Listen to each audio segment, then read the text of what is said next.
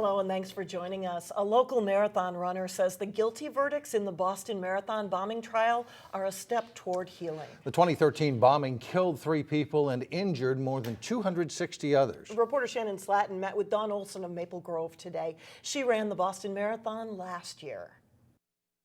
This is the medal that you get when you cross the finish line. Pretty amazing. So when faced with adversity, I decided to run Boston before the bombing ever happened. Maple Grove runner Dawn Olson says runners persevere. I think a lot of us in our group were really scared and nervous, but we also knew we had to do it. She ran the Boston Marathon the year after the bombing. And you see the memorial, you see everything, and just to cross the finish line, and you're crossing it for all the people who didn't, and you're doing it for the city. Dawn says hearing Dzhokhar Tsarnaev's guilty verdicts brought back the emotion of the race. It took a good couple months to decompress from all of it. It was just in a very emotional race. On Wednesday, a jury found Tsarnaev guilty of all charges in the Boston Marathon bombing. I think we all knew that he would be found guilty. I think it's just one step closer to closure. Dawn remembers the spirit of Boston supporting her on race day. It was just amazing to see all the volunteers and just the people that lived in that city that were so excited to have us all there. She knows the city will take the verdicts just like a runner would,